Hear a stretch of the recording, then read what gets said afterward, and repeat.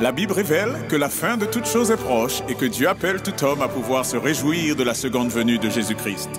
L'objectif de cette présentation est de vous préparer à être du nombre de ceux qui gardent les commandements de Dieu et le témoignage, la foi de Jésus-Christ.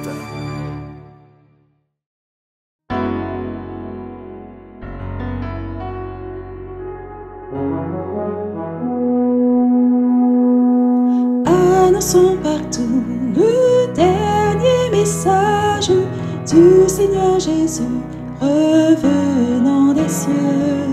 Dans le monde entier, rendons témoignage au roi saint et glorieux. Annonçons partout la bonne nouvelle, Jésus réunit tous ses rachetés. Il vient leur donner la vie éternelle en publiant ses bontés. Annonçons partout le dernier message. Le Seigneur Jésus vient sécher nos pleurs, briser les liens de notre esclavage, mettre un terme à nos douleurs. Annonçons partout la bonne nouvelle, Jésus réunit tous ses rachetés. Il vient leur donner la vie éternelle en publiant ses bontés. Annonçons partout le dernier message, bientôt nous verrons la sainte cité. Gloire à notre Dieu, chrétien, bon courage, car voici l'éternité. Annonçons partout la bonne nouvelle, Jésus réunit tous ses rachetés. Il vient leur donner la vie éternelle en publiant ses bontés.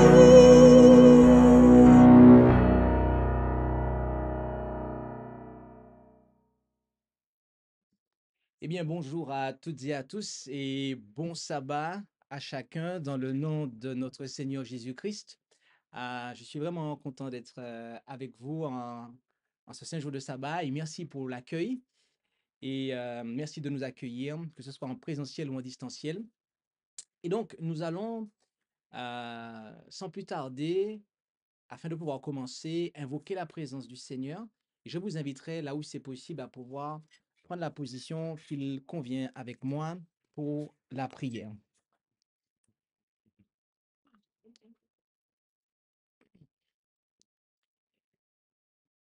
Notre Dieu, notre Père céleste, merci pour tout ce que tu as fait pour nous jusqu'à présent, tout au long de cette semaine. Et une fois de plus, nous allons nous mettre à l'étude et nous te demandons de conduire ce moment, que tu puisses eh bien, parler au cœur de chacun et que tu puisses bénir ton serviteur qui aura à présenter durant cette heure et que ton nom soit glorifié. Et tout cela, nous te le demandons au nom de Jésus, ton Fils. Amen.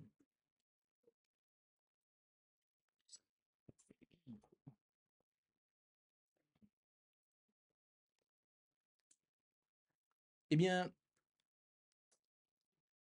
aujourd'hui, durant cette présentation, nous allons considérer les versets 18 à 27 du chapitre 4 du livre du prophète Daniel. Et il s'agira pour nous de considérer donc les versets 18 à 27 du livre du chapitre 4 du livre du prophète Daniel. Et cette présentation est intitulée donc l'interprétation du deuxième songe de Nebuchadnezzar. Okay? L'interprétation du deuxième songe de Nebuchadnezzar. Et donc, sans plus tarder, nous allons considérer le texte de base de cette présentation, donc le verset 18 jusqu'au verset 27. Tel est le songe que j'ai eu, moi, le roi Nebuchadnezzar.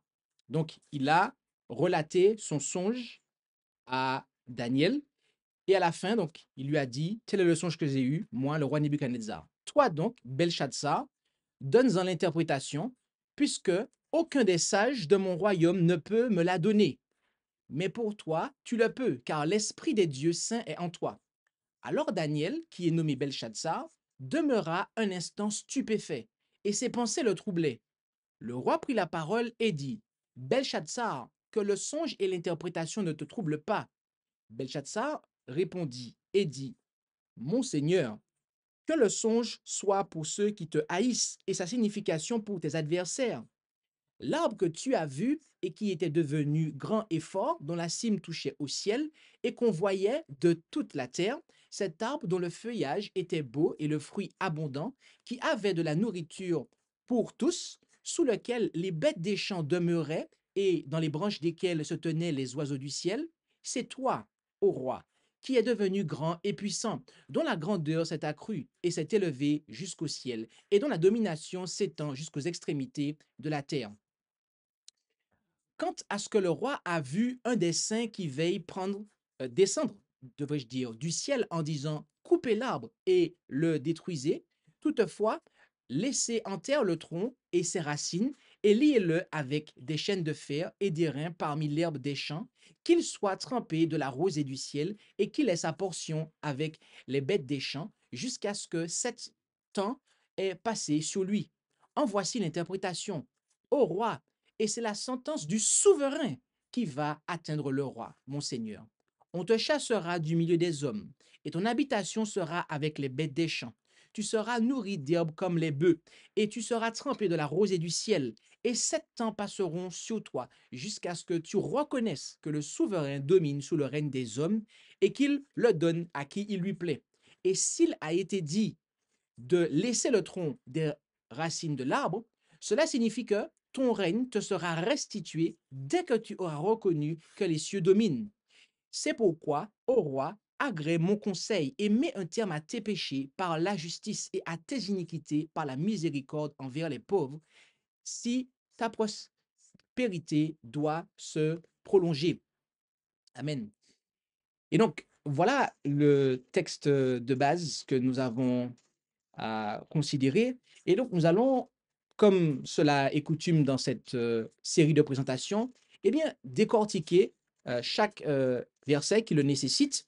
Et puis, avant de passer à des applications, nous allons commencer donc avec le verset 18.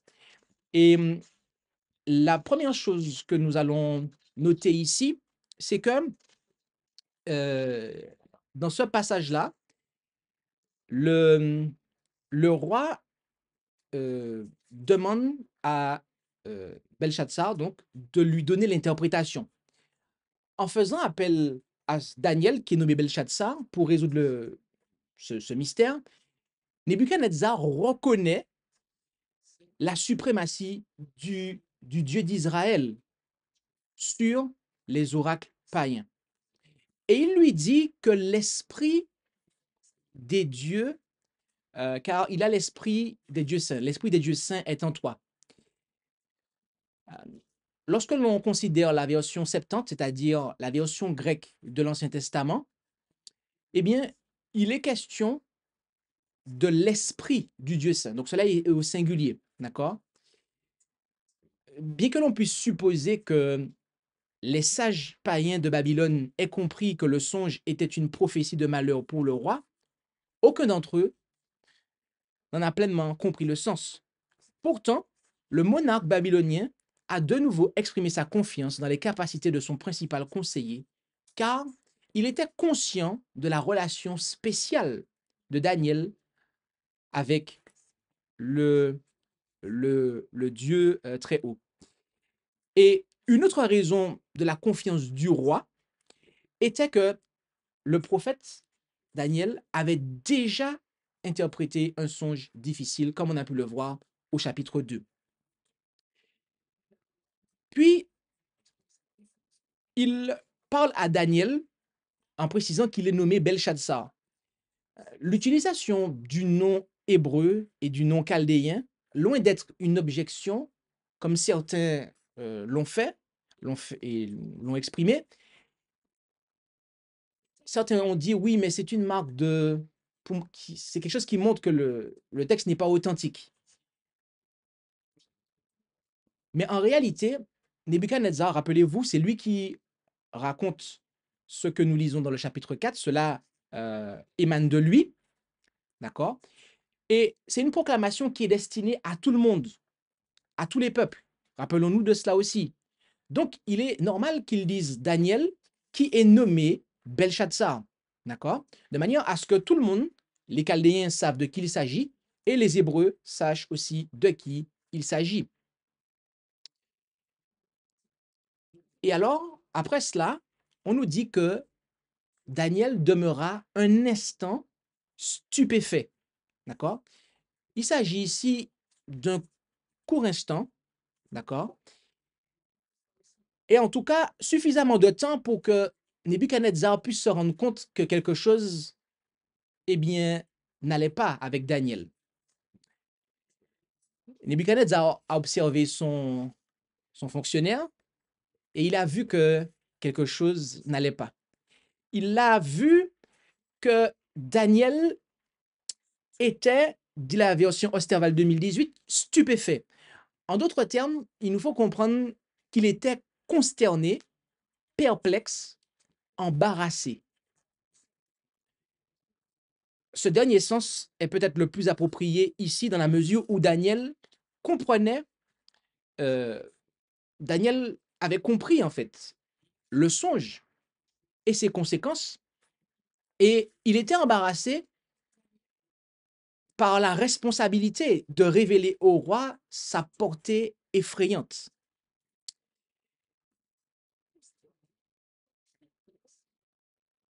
Alors que Daniel n'avait eu aucune réticence à interpréter le premier songe de Nebuchadnezzar,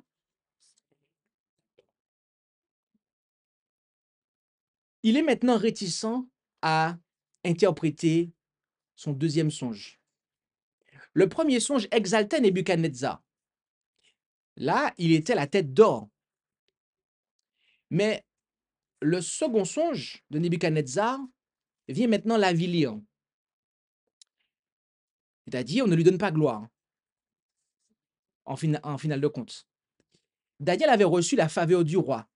Rien que la faveur du roi, pour autant que nous le sachions. Car rappelez-vous, il n'est pas nommé dans ce qui s'est passé dans le chapitre précédent. Et il lui était difficile d'être porteur d'un jugement menaçant, aussi terrible que celle contenue dans ce songe. La pensée de ces événements,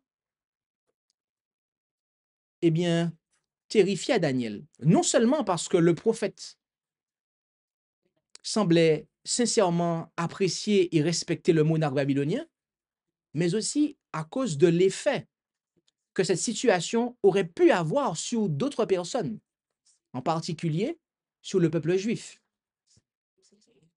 Oui, Nebuchadnezzar avait manifestement, en généralité, bien traité les Juifs pendant la plus grande partie de son règne. Et s'il était démis de sa fonction de roi, c'est-à-dire déposé, il n'y aurait aucune garantie d'avoir un dirigeant ayant le même état d'esprit. Il se demanda par quel moyen il pourrait le mieux faire connaître au roi cela. Et il est intéressant de noter ce qui suit, c'est que après, le roi voyant la perplexité de Daniel, il lui dit, Belshazzar, que le songe et l'interprétation ne te troublent pas.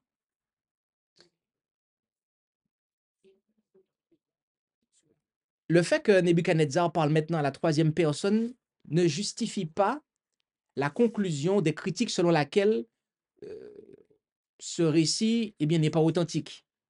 Car nous avons d'autres passages où l'auteur parle de lui à la troisième personne dans la bouche de quelqu'un d'autre. Et on peut voir ça très précisément en, en Esdras 7, versets 13 et 15, et 8, chapitre 7 et 8, où eh bien, les auteurs parlent d'eux à la troisième personne. Donc, cela n'est pas un problème en soi.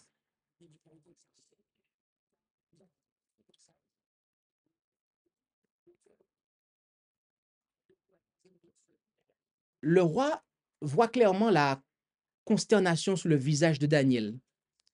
Et compte tenu de la nature du songe, il ne pouvait guère s'attendre à entendre quelque chose d'agréable. Néanmoins, il encouragea son courtisan de confiance à lui dire toute la vérité, sans craindre d'encourir la défaveur royale. Et cela fait penser à Élie qui déclara à, à Samuel, quelle est la parole qui t'a été adressée? Je te prie, ne me la cache point. Que Dieu te traite avec la dernière rigueur si tu me caches un seul mot de tout ce qui t'a été dit. Samuel donc lui déclara toutes ces paroles et ne lui cacha rien. Et Élie répondit, c'est l'Éternel, qu'il fasse ce qui lui semblera bon. Notez bien cet aspect-là, hein, ce que Élie a demandé et comment Samuel a répondu et après la réponse que donna Élie. D'accord? Notez bien ça. Notez vraiment bien ça. De nombreux despotes auraient puni un prophète qui aurait osé annoncer son renversement. Mais Nebuchadnezzar assure à Daniel qu'il peut s'exprimer librement. Et en cela, il semble que Nebuchadnezzar ait prévu quelque chose de ce genre et qu'il ait rassuré le prophète en lui disant de ne pas se laisser troubler par le songe ou son interprétation, comme s'il lui avait dit, n'hésite pas à le faire connaître, quelle que soit l'influence qu'il puisse avoir sur moi. Alors, arrivé ici, il y a deux choses. Nebuchadnezzar parla ainsi, soit parce que, premièrement, comme quelqu'un qui désirait sincèrement connaître la vérité, ou deuxièmement, comme on l'a lu en 1 Samuel 3, versets 17 et 18, comme Élie, à savoir comme quelqu'un qui a méprisé la vérité.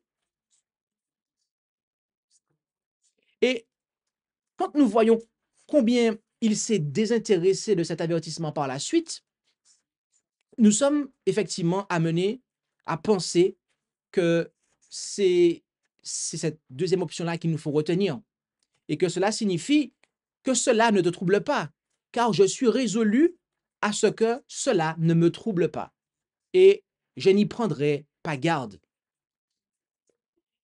Mais qu'il s'inquiète ou non pour lui-même, Daniel, lui, s'inquiète pour le roi. Et c'est pourquoi il souhaite que le songe soit pour ceux qui le haïssent. Bien que Nebuchadnezzar fût un idolâtre, un persécuteur, un oppresseur du peuple de Dieu, il n'en était pas moins le roi au-dessus de Daniel. C'est pourquoi, bien que Daniel ait prédit et qu'il s'apprête à prédire des malheurs à son sujet, il n'ose pas le lui souhaiter. Il n'ose pas le lui souhaiter.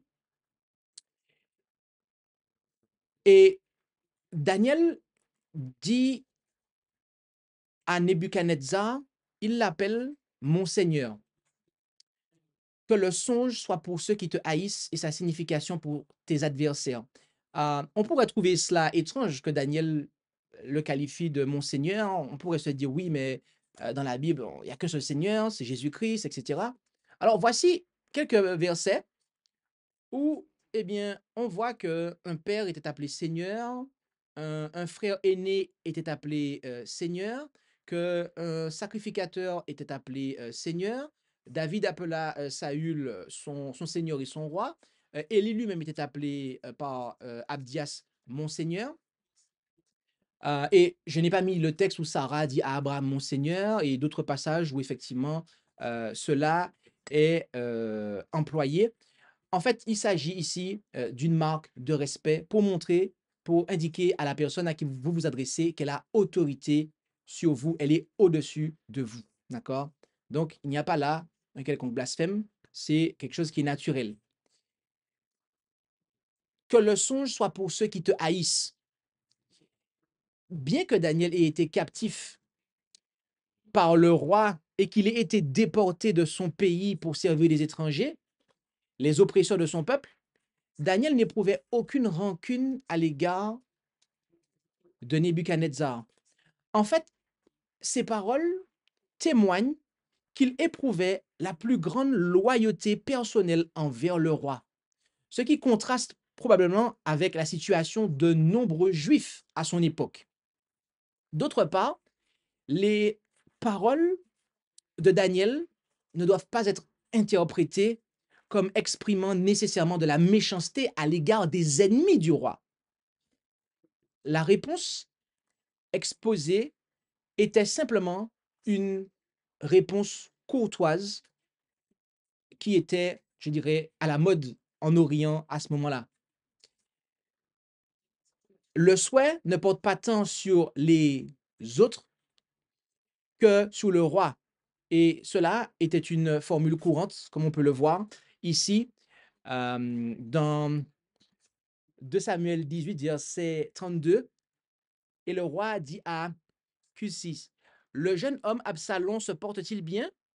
Et donc cet homme lui répondit, que les ennemis du roi mon seigneur et tous ceux qui se sont élevés contre toi pour te faire du mal deviennent comme ce jeune homme. D'accord? Donc, encore une fois, c'est quelque chose qui était normal. Ce n'est pas le langage d'une haine peu charitable. Ainsi rassuré, Daniel parle. Et où trouverons-nous un parallèle à la force et à la délicatesse de son langage? Le songe est pour ceux qui te haïssent et son interprétation pour tes ennemis. Ce songe annonce une calamité qui, nous l'espérons, atteindra vos ennemis plutôt que vous-même. Et puis, du verset 20 jusqu'au verset 22, on voit que l'interprétation du songe par Daniel n'est qu'une répétition du songe relaté par le roi, mais cette fois-ci, Daniel va, eh bien, va l'appliquer à la personne du roi. Et il précise au roi que c'est lui qui est concerné. Sans tenir le roi en haleine pendant un certain temps, Daniel lui annonce clairement et sans ambague, bien qu'il l'ait sans doute déjà compris, que l'arbre représentait Nebuchadnezzar. Euh, il faut savoir que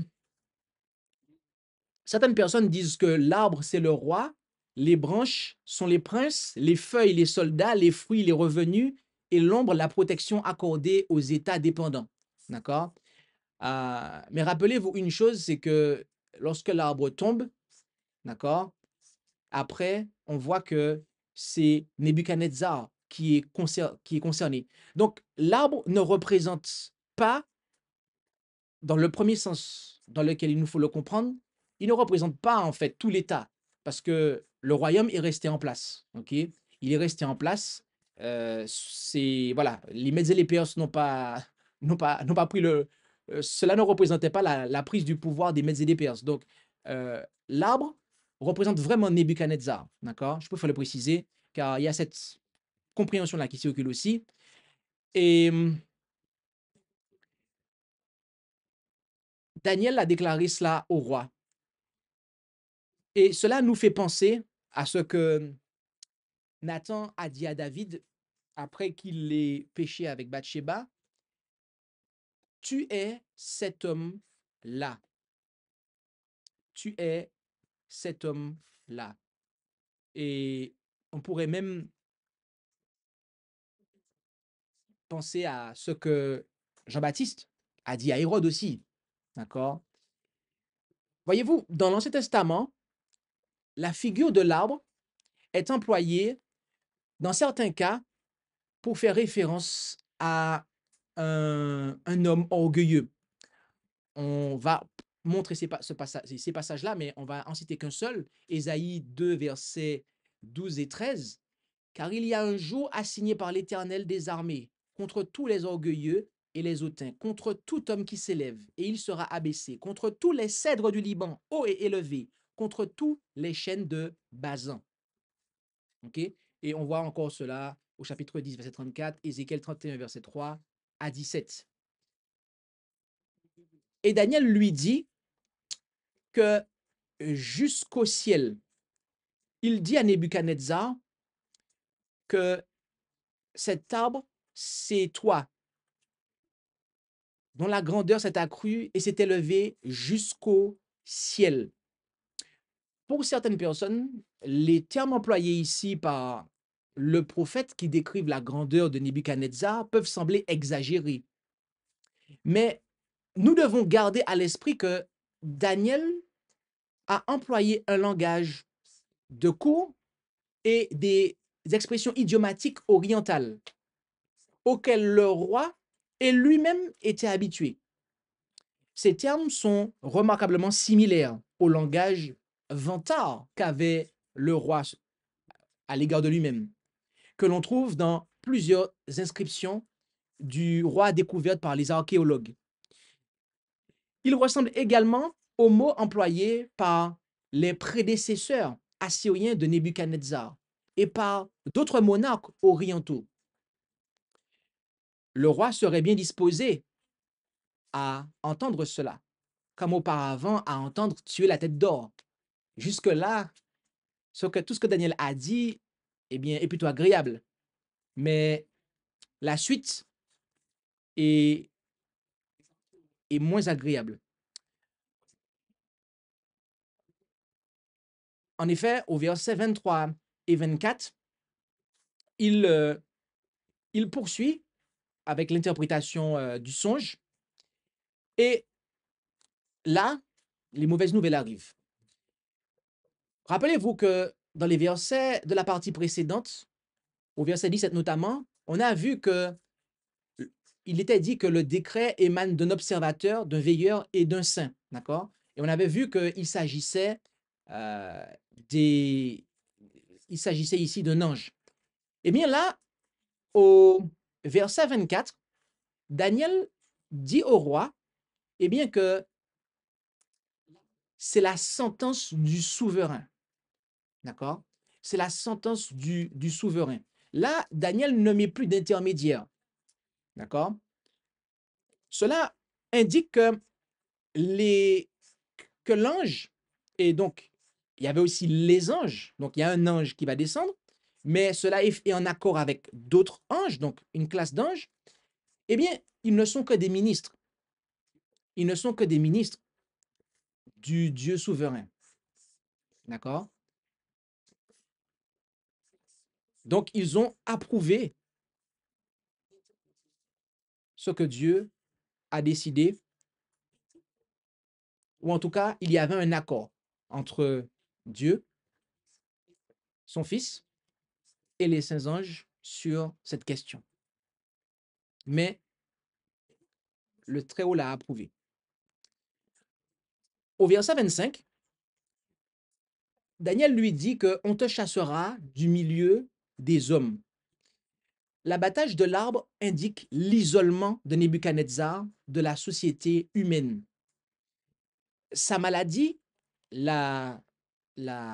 comme on l'a vu la fois précédente, hein, on a vu la fois précédente le fait de se prendre pour un animal, et on en parlera dans quelques instants, eh bien, allait le faire habiter avec les bêtes. Et cela est prouvé en ce qu'au chapitre 4, au verset 34, il est dit que mon intelligence revint. D'accord?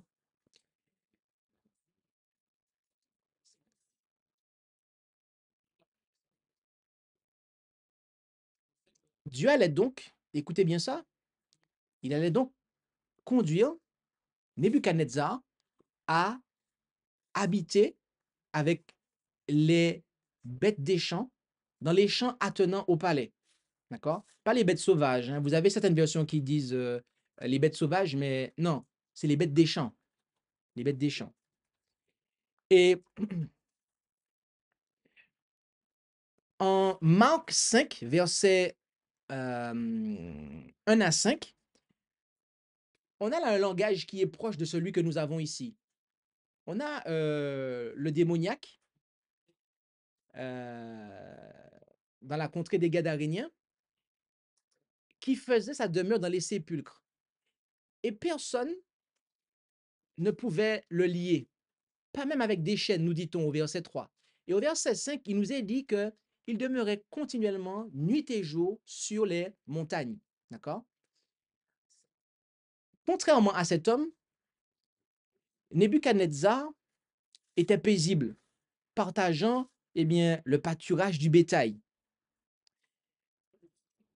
Daniel a donc prédit que Nebuchadnezzar vivrait dans un état de démence pendant 7 ans, dans la maladie mentale connue sous le nom de zoanthropie, une maladie observée encore à l'époque moderne, où une personne se considère comme un animal et agit comme tel. Et c'est certainement de cela dont a souffert Nebuchadnezzar. Et Daniel évoque ensuite le but de cette expérience que les messagers avaient annoncé dans le songe.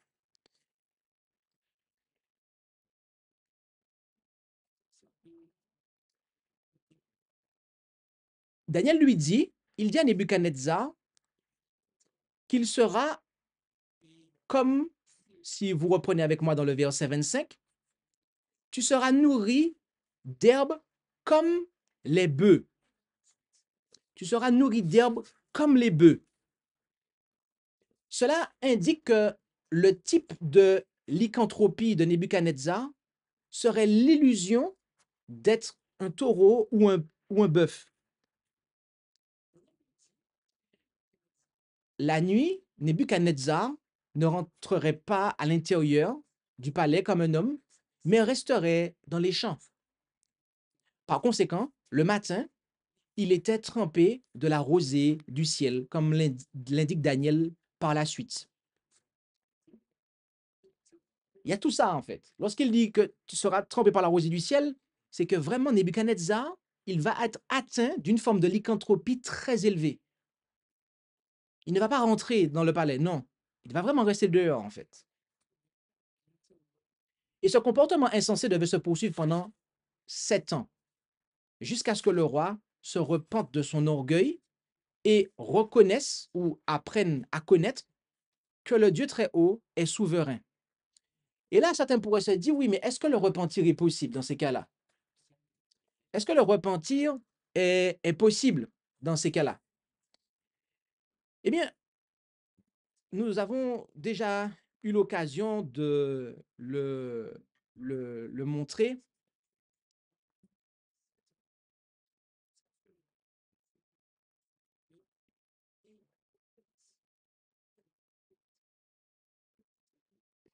Alors, désolé, je voulais afficher quelque chose.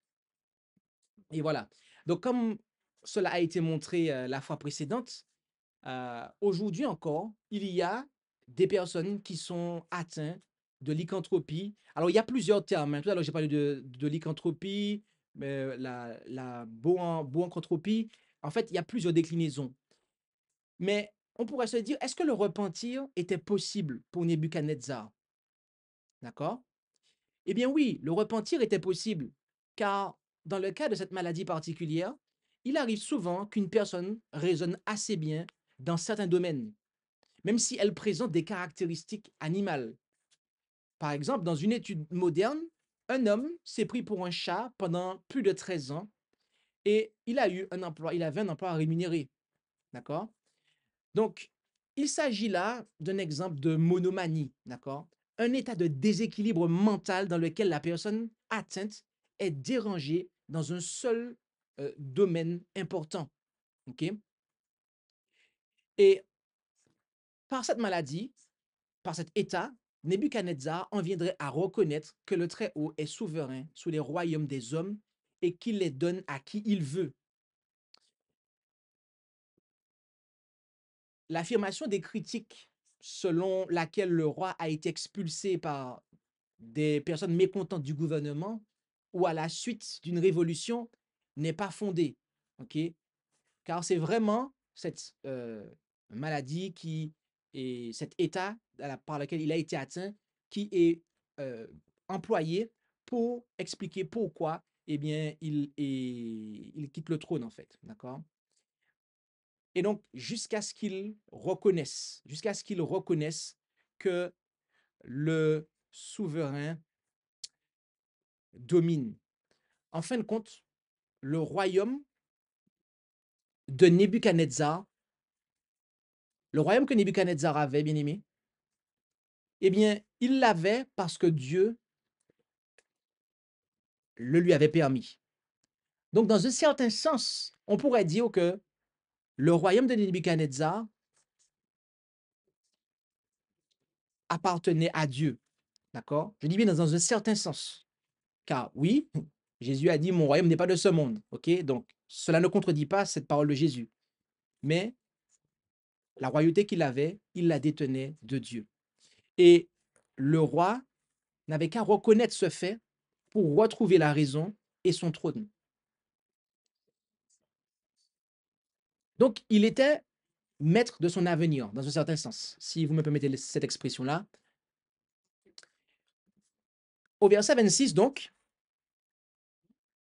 Daniel lui dit que son règne lui sera restitué. De même que les bandes métalliques protégeaient la souche de l'arbre, de même, le trône du royaume resterait inviolé et sûr pour le roi, une fois qu'il saurait que le ciel gouverne. Et il y a des personnes qui se sont demandé pourquoi le roi fou n'a pas été tué ou pourquoi ses sujets et ses ministres d'État n'ont pas placé quelqu'un d'autre sur le trône vacant pendant la période d'incapacité de Nebuchadnezzar. Alors, il faut savoir que Dieu a mis sa main, d'accord? Mais il y avait quelque chose qui aussi faisait que, eh bien, les Babyloniens ne se sont pas aventurés à faire cela. En effet, les anciens superstitieux pensaient que les troubles mentaux étaient causés par des esprits maléfiques qui prenaient le contrôle de leurs victimes. Et que si quelqu'un tuait l'aliéné, l'esprit s'emparait alors du meurtrier et de l'instigateur du crime. Et que si ses biens étaient confisqués ou sa fonction remplie par quelqu'un d'autre, une vengeance douloureuse serait infligée à ceux qui étaient responsables de cette injustice. Et donc, c'est pourquoi les aliénés étaient mis à l'écart de la société des hommes, mais n'étaient pas autrement molestés. D'accord? Daniel lui dit que son règne lui sera restitué. Son règne lui sera restitué. Autrement dit, son royaume lui sera restitué. Il y a là une parole d'espoir. Daniel ici parle avec espoir au roi, alors qu'il lui présente une perspective horrible. Il y a là une parole d'espoir. Daniel expliqua que la souche et les racines épargnées signifiaient que le royaume de Nebuchadnezzar serait restauré après son repentir. Il y a là une promesse de grâce spirituelle pour lui, faisant en sorte que le jugement humilie et non endurcisse son cœur. Ça, c'est très important. C'est vraiment important. Le fait de donner un espoir, une perspective, une ouverture, eh bien, cela vient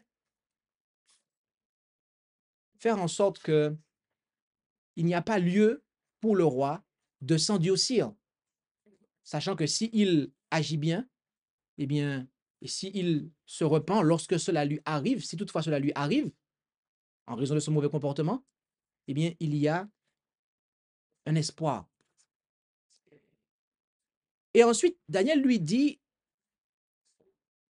dès que tu as reconnu que les cieux dominent. Ici, alors, on parle des cieux pour faire allusion à Dieu. En effet, dans la Bible, à plusieurs reprises, on nous dit l'Éternel a son trône dans les cieux, l'Éternel regarde des cieux. Et en Luc 15, verset 18, on nous dit, ici, l'homme dit, j'ai péché contre le ciel.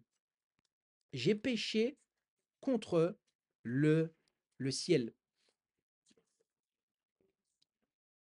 Dieu est appelé ici les cieux parce que c'est dans les cieux qu'il a préparé son trône et que c'est de là qu'il voit tous les fils de l'homme. Les cieux même qui sont au-dessus de notre tête, que nous voyons, ok, appartiennent au Seigneur. Et l'influence que les cieux visibles exercent sur cette terre est une faible représentation de la domination que le Dieu des cieux exerce sur le monde inférieur. Et bien évidemment, cela implique le royaume de Dieu. Car on a un pluriel qui est employé ici. Et donc, comme adressé à Nebuchadnezzar, qui est le chef d'un royaume terrestre organisé avec diverses principautés sous le chef suprême, eh bien, de même, le royaume des cieux est une organisation composée de différentes classes d'anges, d'êtres, et qui sont sous la gouvernance du Très-Haut et de son Fils. Enfin, au verset 27, Daniel lui dit d'agréer son conseil, agrée mon conseil. Daniel conseille le roi en vue du jugement qui le menace. Il ne le fait pas rudement, mais avec humilité, tendresse, bienveillance, respect, persuasion. Autrement dit, que mon conseil te soit agréable. Que mon conseil te soit agréable. Et il lui dit, en continuant, de manière à pouvoir, eh bien, remédier à cette menace, de mettre un terme, mets un terme à tes péchés. Alors, ici, dans la version Osterwald 2018, cela est bien traduit, mais dans la version Osterwald 1842, Martin 1744, et même la Tob, ok, version 2010, il est dit « Rachète tes péchés par la justice ». D'accord? Ce sont les seules versions qui traduisent cela ainsi. Alors, encore une fois, je tiens à le préciser, la version Osterwald et la version Martin sont traduites, traduisent le bon manuscrit, mais ici, les traducteurs ont décidé, pour je ne sais quelle raison, de traduire racheter. D'accord? Or que le terme ici, qu'ils ont traduit par racheter, eh bien, il est ailleurs, tout simplement traduit parce qu'il est présent aussi en hébreu ce terme, hein, d'accord? C'est pas que en araméen, eh bien par briser, mettre en pièces, d'accord? Et vous avez différentes significations, d'accord? Quand vous prendrez le PowerPoint, le PDF, vous verrez que c'est vraiment ce sens-là, en fait, que ce terme-là a. OK? Et donc, cette traduction de le fait de traduire par rachète, eh bien, cela soutient la doctrine romaine de l'expiation des péchés par les œuvres méritoires. Or, bien entendu, le conseil de Daniel au roi n'était pas, c'était pas un plan de salut, car je veux dire, ce conseil-là, de Dieu de racheter, si Daniel avait toutefois dit ça, ce qui n'est pas le cas d'ailleurs au passage, hein, mais bon, il faut pas le dire, car ni Nebuchadnezzar, ni personne ne peut racheter ses péchés par une bonne conduite, d'accord? Personne ne peut être sauvé par ses œuvres, étant donné que le salut implique une expérience personnelle avec le Dieu vivant et une vie droite. Eh bien, cela découle tout simplement d'un cœur qui est changé. Donc, le sens qu'il nous faut retenir ici, c'est bel et bien le sens de la Osterwald 2018 qui dit « Mets un terme à tes péchés ». Autrement dit, romps avec tes vieilles habitudes. Change ton style de vie. Fais ce qui est juste. Un changement de style de vie est ici attendu. Le roi ne pouvait pas se sauver par de bonnes actions, mais en changeant son style de vie, il montrerait qu'il acceptait la vérité que lui annonçait Daniel.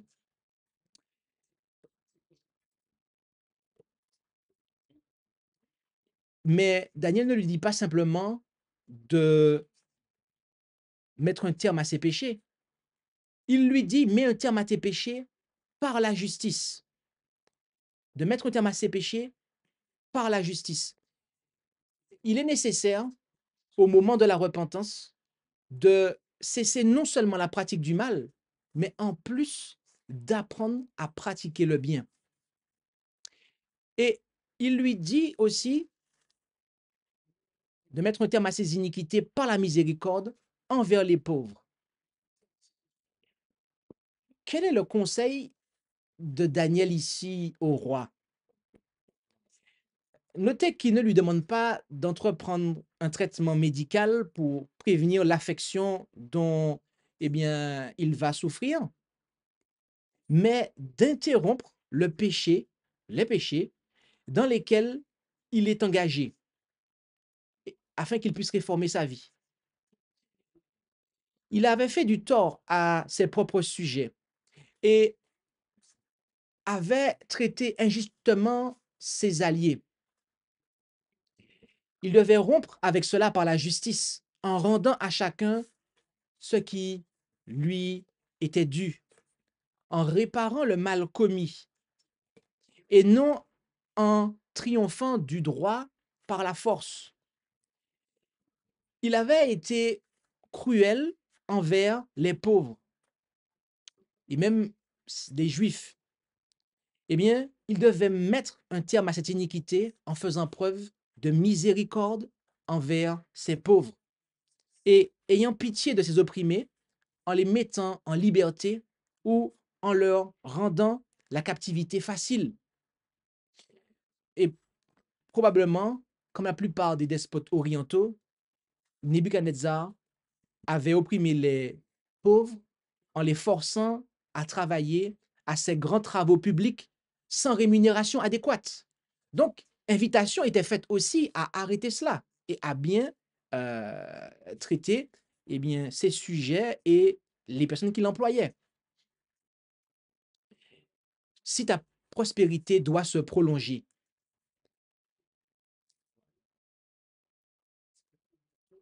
cela fait penser à ce que il a été dit au sujet d'Akab. N'as-tu pas vu qu'Akab s'est humilié devant moi? Parce qu'il s'est humilié devant moi, je ne ferai point venir ce mal en son temps. Ce serait dans les jours de son fils que je ferai venir ce mal sur sa maison. Sans empêcher entièrement le jugement, on peut obtenir un sursis par ce moyen. La détresse peut être plus longue avant qu'elle n'arrive, ou plus courte quand elle arrivera.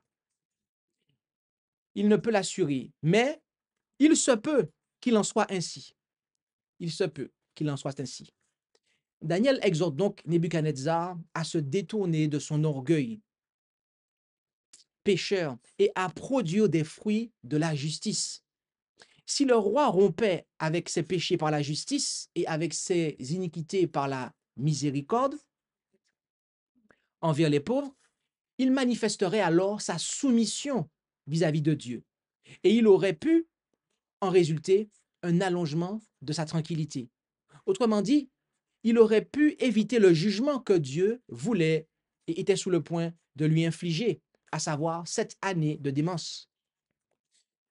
En tenant compte de l'avertissement contenu dans ce songe et en accomplissant eh bien, des actions qui eh bien, manifestent un changement d'esprit, le monarque prouverait qu'il reconnaîtrait alors la suprématie de Dieu sur lui.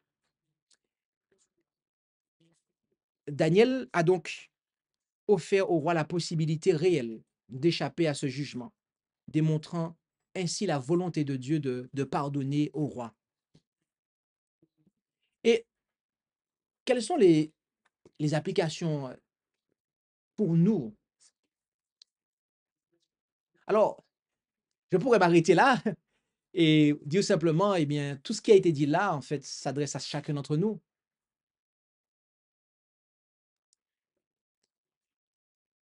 Mais reprenons cela ensemble. En Jérémie 29, verset 7, il nous est dit, « Et cherchez la paix de la ville dans laquelle je vous ai fait transporter, et priez l'Éternel pour elle, car dans sa paix, vous aurez la paix. » Comme Daniel, nous devons désirer la prospérité de ceux sous l'autorité desquels la providence de Dieu nous a placés.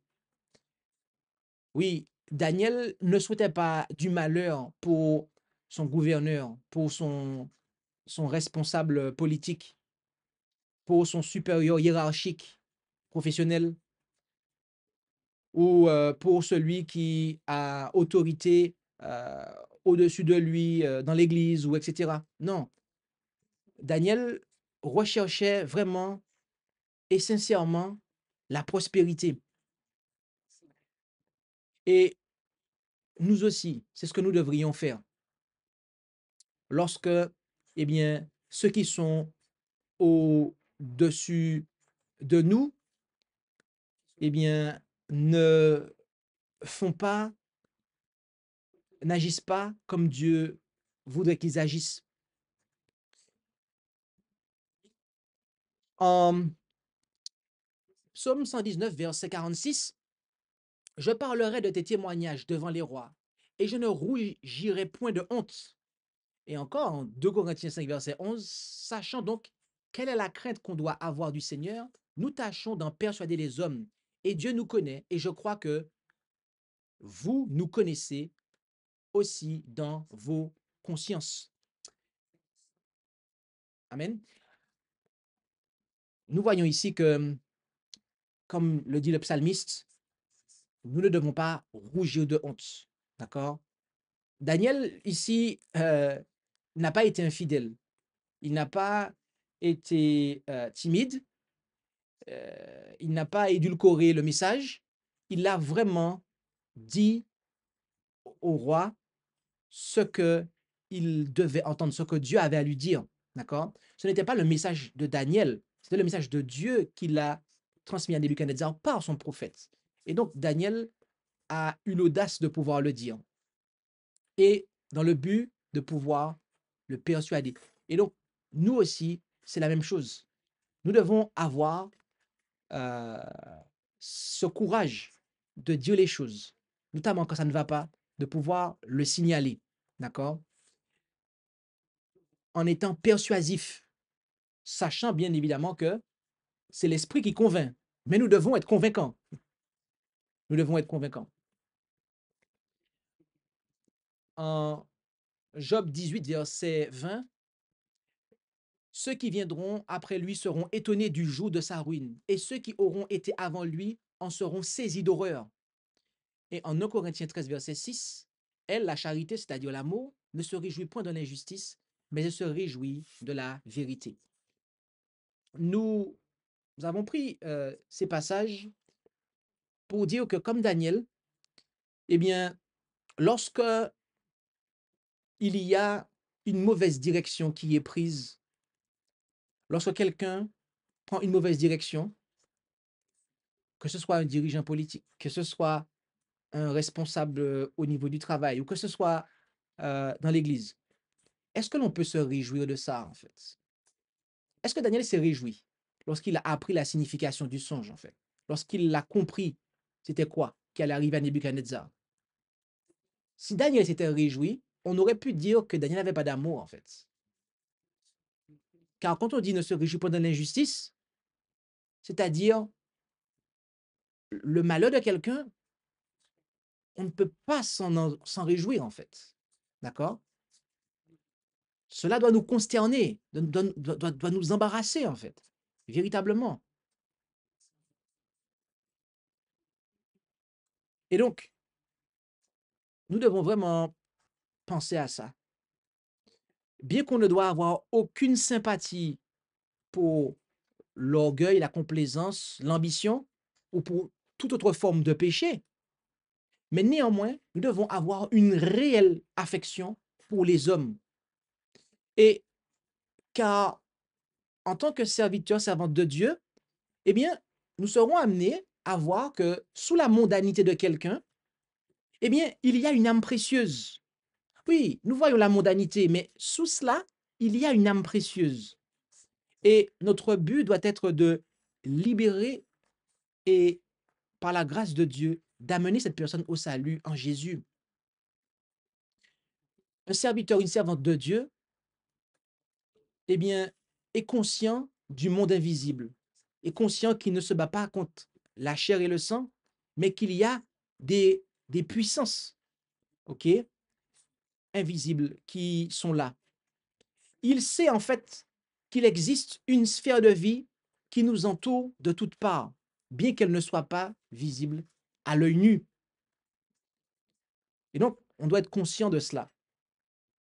Et aussi, au niveau de la réprimande, comme on l'a vu, nous devons être capables de pouvoir dire les choses. Rappelez-vous une chose qu'on a vue la fois précédente, la fois d'avant, c'est que les autres sages de Babylone, ils ont compris que cela concernait le roi, mais ils n'ont pas osé le lui dire. Daniel a osé le lui dire. Daniel a eu l'audace de le faire. Daniel était le gardien de son frère. Les autres ne l'étaient pas, en fait. Daniel l'était. Son frère, peut-être pas dans la foi encore, mais son frère en Adam. Oui, il était le gardien de Nebuchadnezzar. Et il ne s'est pas tu. Il ne s'est pas tu. Nous devons être audacieux, habiles, intrépides, mais aussi affectueux. Un serviteur, une servante de Dieu, conscient qu'il n'a d'autre but que de plaire à son maître et de faire du bien aux hommes, eh bien, s'empressera de mettre le doigt sous le fléau de la maladie, qu'est le péché, et d'en prescrire le remède. Et lorsqu'il s'adresse à ceux qui désirent être guidés, les servantes et les serviteurs de Dieu ne peuvent être ni trop clairs, ni trop précis, ni trop fidèles. Ils le seront véritablement. Ils ne vont pas se retenir, en fait. La défense intrépide de la vérité est la marque d'une servante et d'un serviteur ou de serviteur de Dieu. Et voyez-vous, comme Daniel, qui implora Nebuchadnezzar, eh bien, nous devons, comme un véritable ami, implorer la personne qui vit dans le péché, qui a pris une mauvaise direction. Nous devons, eh bien, l'implorer par la repentance d'éviter l'horrible chemin qu'elle est en train de se frayer dans les ténèbres et dans la déchéance.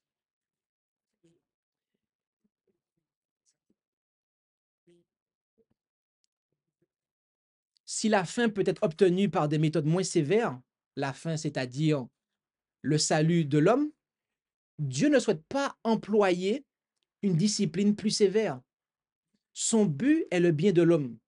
Le jugement est son œuvre étrange.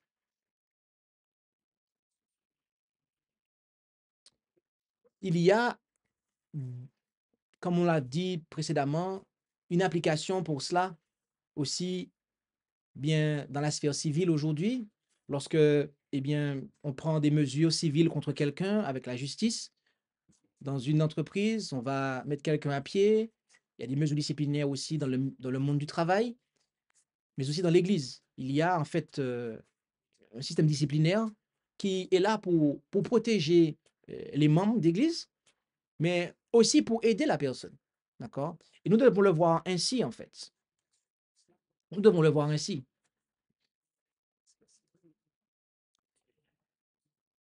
La repentance doit être complète, authentique, pratique.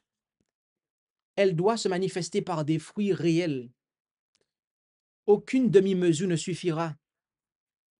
Le grand médecin a un remède parfait.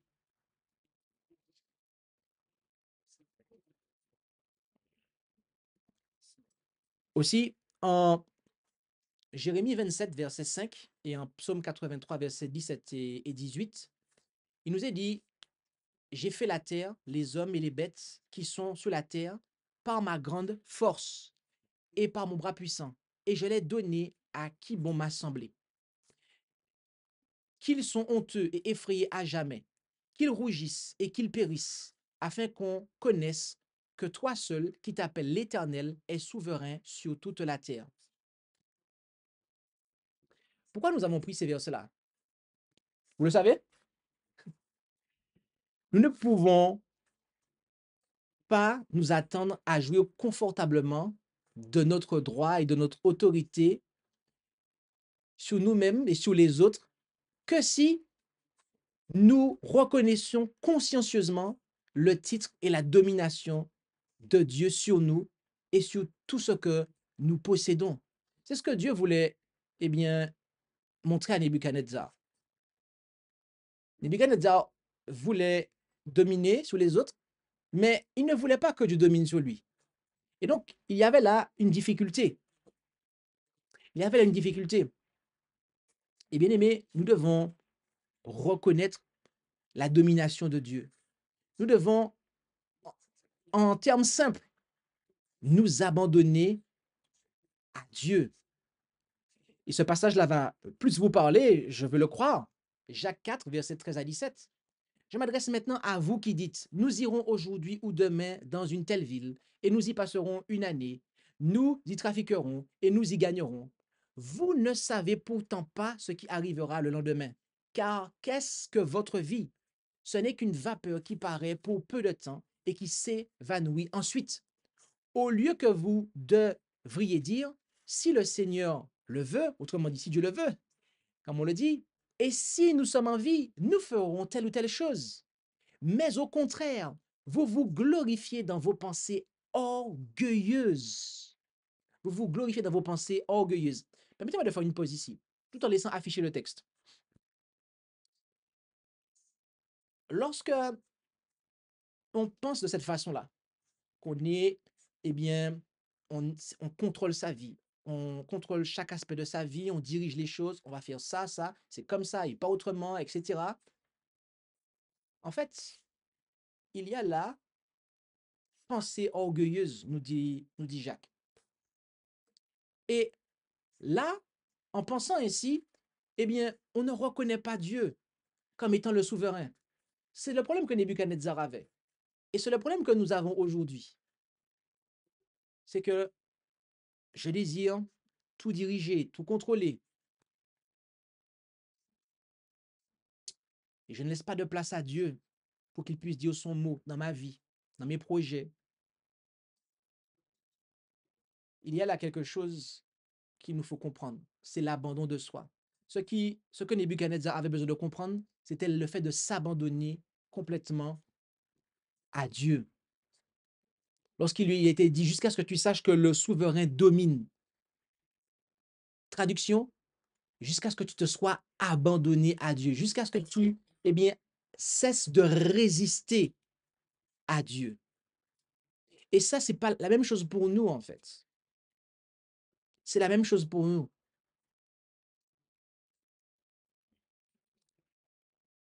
L'abandon de soi. le fait de reconnaître que Dieu règne, qu'il est au-dessus de nous, qu'il a un mot à dire dans notre vie, que notre souffle est dans ses mains. Rien que ça, en fait. Si on est vivant, c'est parce qu'il le permet. Oui, mais je sais que Dieu est vivant. Ok, je sais qu'il me maintient en vie. Oui, mais et tes projets, ton avenir, ce que tu envisages de faire. Et ça, en fait.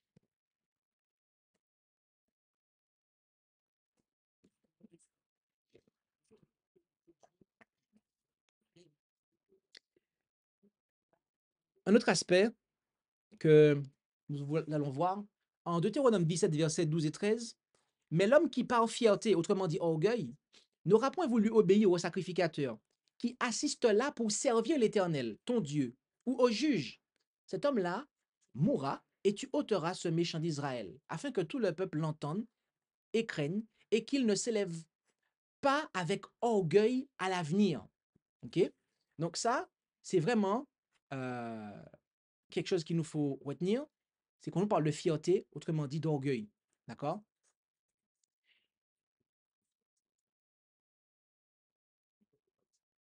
En Hébreux 13, verset 22, on lit aussi, frères, je vous prie de supporter cette parole d'exhortation, car je vous ai écrit un peu de mots. Pourquoi je vous ai mis ces deux passages-là ensemble ici, dans l'application? Bien aimé, nous devons comprendre que ceux qui sont au service de Dieu, lorsqu'ils nous parlent de la part de Dieu, ben, c'est pour notre intérêt. Dieu mandate et inspire des personnes pour nous parler de sa parole, c'est dans notre intérêt. Et voyez-vous, ce qui se passe, c'est que si comme Nebuchadnezzar, eh bien, nous décidons d'agir par fierté, par orgueil, ben, ce qui va se passer, c'est que nous sommes, nous sommes alors l'objet, nous sommes alors, euh, je cherche mon mot, excusez-moi, mais nous sommes alors en fait méritants pour, pour des sanctions en fait. Je le dis à nos bien-aimés frères et sœurs, je le dis à- aux bien-aimés, mais lo- à tous, à toutes et à tous, vraiment, lorsque vous avez quelqu'un qui est au service de Dieu, qui vous exhorte pour votre bien, en peu de mots, d'accord? La personne ne vous persécute pas, hein? La personne vous dit les choses dans votre intérêt. Elle vous exhorte. Et on est invité à supporter la parole d'exhortation. Et qu'on n'écoute pas, c'est quelque chose qui est grave. C'est quelque chose qui est grave, en fait. Le simple fait de ne pas écouter un ministre qui nous parle dans notre intérêt, en fait, c'est une raison pour discipliner quelqu'un, en fait. Et ça, je pense que c'est quelque chose qui ne devrait pas nous quitter l'esprit. Mais surtout, et surtout, ce que je voudrais que nous puissions retenir ici, c'est qu'il n'y a pas lieu d'en arriver là. Nous devons supporter cette parole d'exhortation. Lorsque quelqu'un nous exhorte, il nous parle par rapport à une situation, on devrait être capable d'écouter, de prier, de demander à la personne de prier pour nous. Même la personne elle-même devrait prier pour nous. De manière à ce que, eh bien, nous ne soyons pas, nous n'agissions pas avec fierté ou orgueil et soyons des jusqu'au-boutistes. Parce que Nebuchadnezzar, malheureusement, comme on va le voir, mais c'est un jusqu'au-boutiste. Il comprenait. Mais comme Élie, il a laissé passer.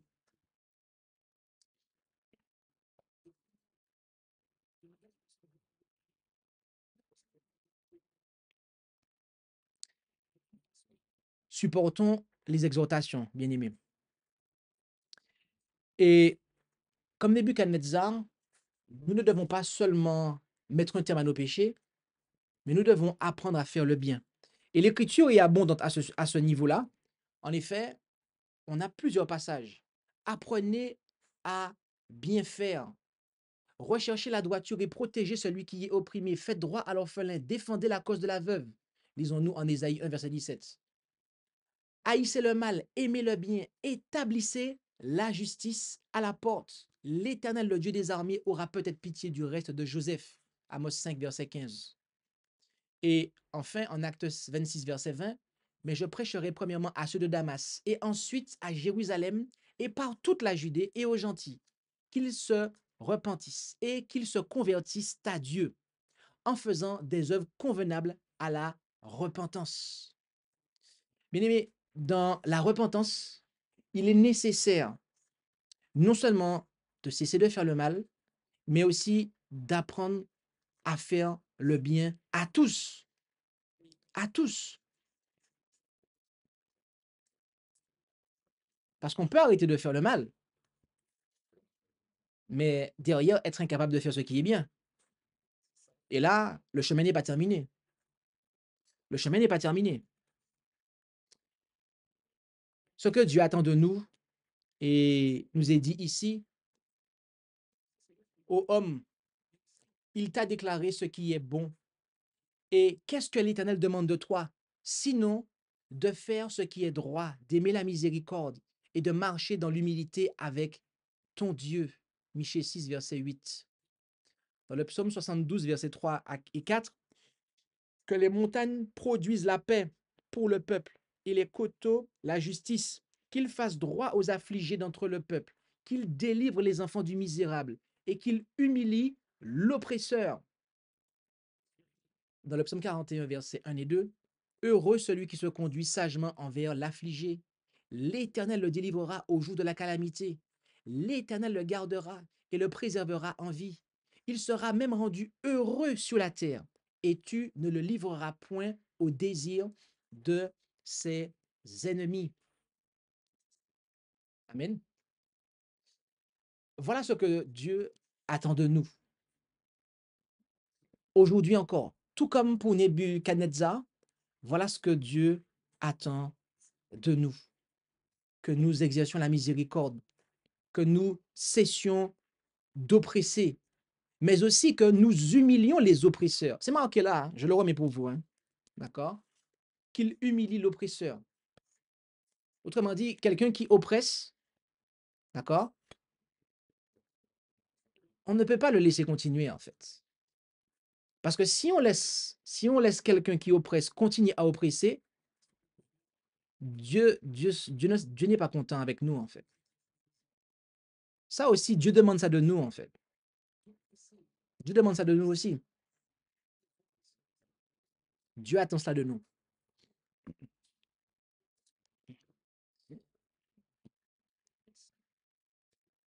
Je pense que ce passage, nous le connaissons bien. Est-ce là le jeune que j'ai choisi, que l'homme afflige son âme un jour? Est-ce en courbant sa tête comme un jonc et en étendant le sac et la cendre? Appelleras-tu cela un jeûne et un jour agréable à l'Éternel? N'est-ce pas plutôt ici le jeûne que j'ai choisi, que tu dénoues les liens de la méchanceté et que tu délies les liens du joug, que tu laisses aller libre ceux qui sont foulés et que vous brisiez tout joug? N'est-ce pas que tu rompes ton pain avec celui qui a faim et que tu fasses venir dans ta maison les affligés qui vont errants? Que quand tu vois celui qui est nu, tu le couvres et que tu ne te caches point de ta propre chair. Si tu ouvres ton âme à celui qui a faim et que tu rassasies l'âme affligée, ta lumière se lèvera dans les ténèbres et tes ténèbres seront comme le midi. Lisons-nous en Ésaïe 58, versets 5 à 7, ainsi que le verset 10. Amen. Voilà ce que Dieu demande de nous. En résumé, eh bien, Dieu demande de nous d'avoir une foi qui agit par amour. Voilà ce que le Seigneur attend de nous. Une foi qui agit par amour. Est-ce que nous croyons en Dieu? Je pense que tout le monde dira, oui, je crois en Dieu. OK. Eh bien, manifestons cela par un comportement d'amour, un comportement charitable, je rajouterais. D'accord? Parce que la charité, c'est vraiment l'aspect des actions, en fait. D'accord? La charité découle de l'amour, très précisément.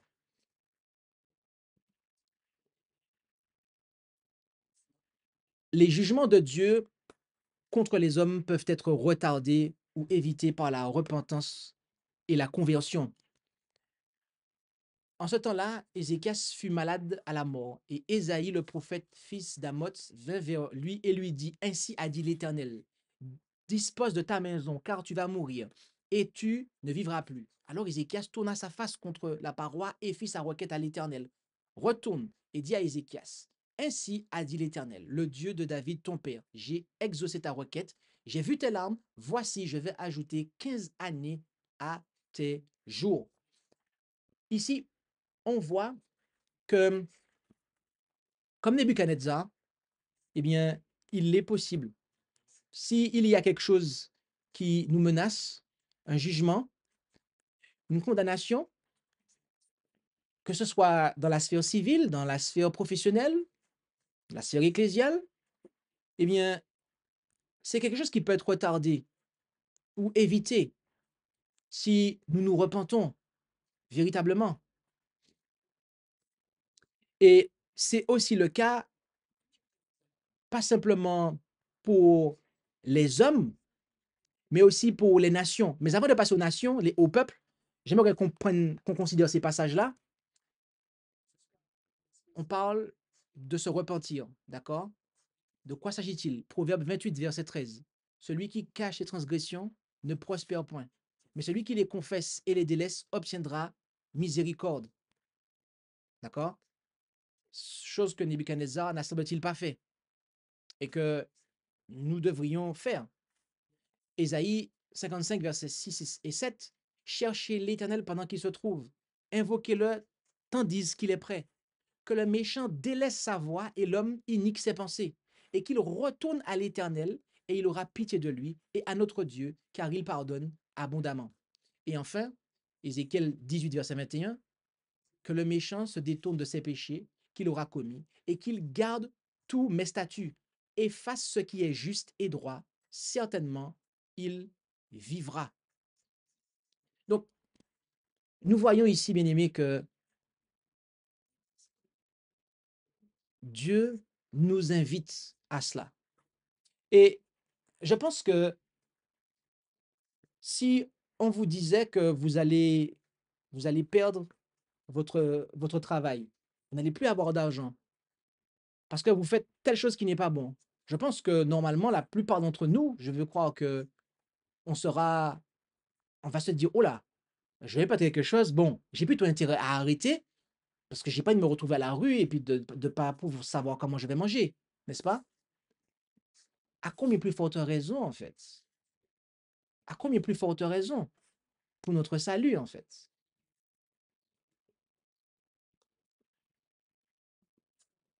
À combien plus forte raison pour notre salut? Il était question des nations également. Et j'aimerais introduire cette dernière partie, cette conclusion-là. On va conclure comme suit, avec trois éléments. Avec Apocalypse 18, versets 2, 4 et 5. En ce qui concerne Babylone, la grande qui est tombée, le verset 5 dit, ses péchés sont montés jusqu'au ciel et Dieu s'est souvenu de ses iniquités. Mais de la même façon que Dieu, euh, que les péchés de Nebuchadnezzar sont montés jusqu'au ciel, oui, parce qu'il est représenté comme un arbre dont ses branches s'élèvent jusqu'au ciel, et bien de la même façon, aujourd'hui, les péchés de Babylone montent jusqu'au ciel, d'accord? Les péchés de Babylone vraiment montent jusqu'au ciel. Et nous avons vu la fois précédente, nous avons vu encore, on l'a rappelé tout précédemment, la lycanthropie, le fait qu'il y ait des hommes qui se prennent pour des animaux. Tout cela vient et découlé de la théorie du genre et du mouvement avec le drapeau arc-en-ciel, de ceux effectivement qui marchent fièrement. Mais l'Éternel nous fait savoir que, eh bien, il abaissera ceux qui marchent avec fierté. Il y a là une application, effectivement, in fine, pour toutes celles et ceux qui marchent avec orgueil, qui marchent avec fierté, comme on le voit affiché à l'écran. Oui. Et, mais ce qu'il nous faut comprendre, c'est que même pour ces personnes-là, il y a un espoir. Il y a un espoir. Oui, il y a un espoir. En effet, en Jérémie 18, versets 7 à 10, au moment que j'aurais parlé contre une nation et contre un royaume, pour l'arracher, pour le démolir et pour le détruire, si cette nation-là contre laquelle j'ai parlé se détourne du mal qu'elle avait fait, je me repentirai aussi du mal que j'avais pensé de lui faire. Et au moment aussi que j'aurais parlé d'une nation et d'un royaume pour l'établir et pour le planter, s'il fait ce qui m'est désagréable, de sorte qu'il n'écoute pas point ma voix, je me repentirai aussi du bien que j'avais dit que je lui ferais. Et on a l'exemple des Ninivites. Ils faisaient ce qui était mal, mais qu'est-ce qui s'est passé? Ils se sont repentis et Dieu n'a pas fait venir le malheur qu'il avait prévu de faire venir sur la nation. Et bien aimé, c'est la même chose pour nous aujourd'hui. Dieu fera la même chose. Et il faut bien comprendre que la seule manière d'éviter cela, eh bien, c'est de se repentir. Maintenant, l'Écriture nous dit, de par la parole prophétique, que à la fin des temps, malheureusement, eh bien, la majorité des hommes décideront de ne pas se repentir. C'est donc individuellement que cela commence, car une nation, un peuple, une église est composée, eh bien, d'individus. Et donc, c'est individuellement qu'il faut euh, prendre conscience des choses et se détourner du mal et faire ce qui est bien. Et donc, tout comme pour un individu, eh bien, c'est pareil pour un peuple.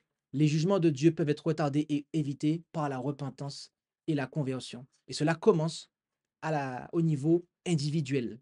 D'accord? Le Seigneur ne fait rien sans avoir révélé son secret à ses serviteurs, les prophètes. Dieu nous avertit. Il avertit les peuples, les nations de leur destin imminent. Il envoie un message au monde aujourd'hui, le message des trois anges, avertissant le monde de sa fin imminente. Et voyez-vous, peu de gens tiennent compte de ces avertissements. Mais parce qu'un avertissement adéquat leur a été donné, les hommes seront sans excuse au jour de la calamité. Et donc, nous devons prêter attention aux avertissements que Dieu nous donne. Nous devons donner l'avertissement fidèlement. Daniel représente notre peuple, le peuple qui annonce le message des trois anges. Et Nebuchadnezzar représente la Babylone spirituelle.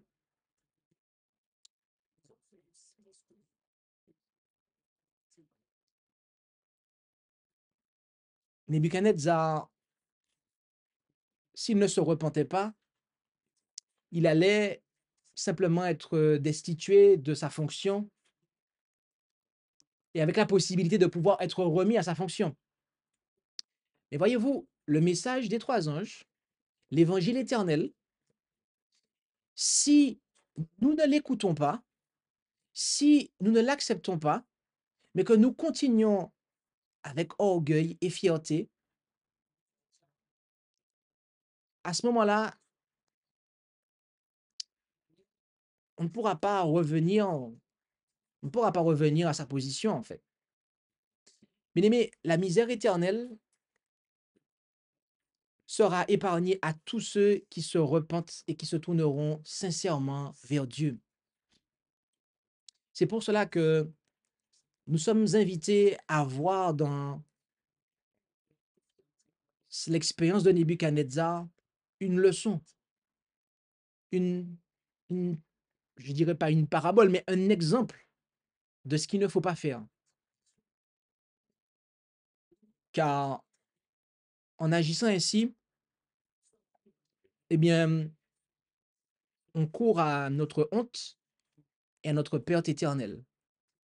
Et donc, plaise à Dieu que nous puissions comprendre ces choses et surtout les mettre en application. Comme il a été dit par Jacques tout à l'heure,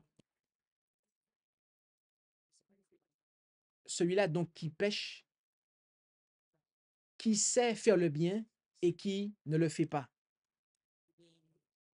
Verset 17, Jacques 4, verset 17. Pourquoi je vous souligne cela, que je n'avais pas fait tout à l'heure? Ben, c'est parce que on a cet exemple-là, en fait. On le sait. Mais si ça reste au stade d'une prédication, au stade d'une leçon, et qu'il n'y a pas de mise en pratique, eh bien, à ce moment-là, on continue dans notre orgueil. On pêche par orgueil, en fait. Et Dieu n'empêchera pas d'arriver ce qui doit arriver.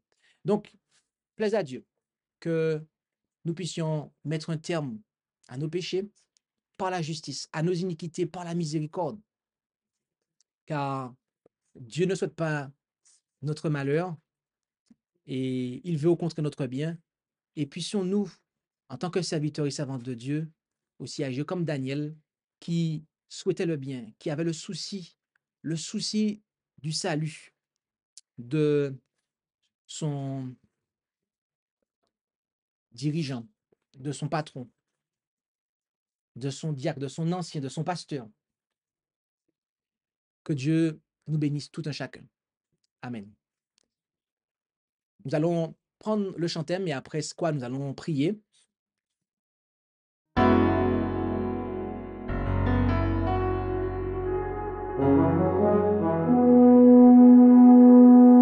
Annonçons partout le dernier message du Seigneur Jésus revenant des cieux.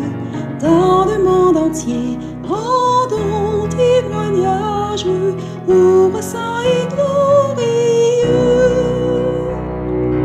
Annonçons partout la bonne nouvelle. Jésus réunit tous ses rachetés.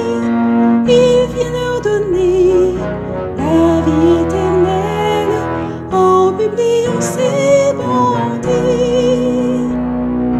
Annonçons partout le dernier message. Le Seigneur Jésus vient sécher nos pleurs, briser les liens de notre esclavage, mettre un terme à nos douleurs. Annonçons partout la bonne nouvelle. Jésus réunit tous ses rachetés.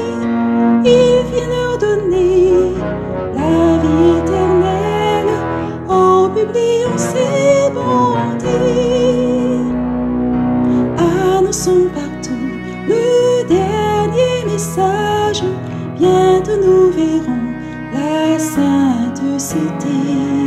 Gloire à notre Dieu, chrétien, bon courage, car voici l'éternité. Annonçons partout la bonne nouvelle. Jésus réunit tous ses rachetés. Il vient leur donner la vie éternelle en publiant ses bontés.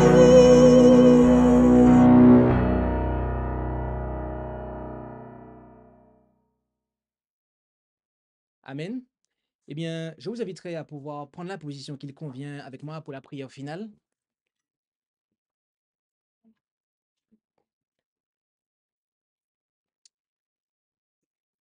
Et prions notre Dieu. Tendre Père céleste, nous te remercions pour ta parole, car tu désires nous avertir comme tu le fis pour Nebuchadnezzar. Et nous comprenons que en tant qu'homme, eh bien, nous sommes invités à mettre un terme à notre péché d'orgueil, de fierté, en faisant ce qui est juste. Et nous ne pouvons faire ce qui est juste qu'en Jésus. Alors, puissions-nous, tout un chacun, nous abandonner à nous-mêmes, comme tu le souhaitais pour Nebuchadnezzar.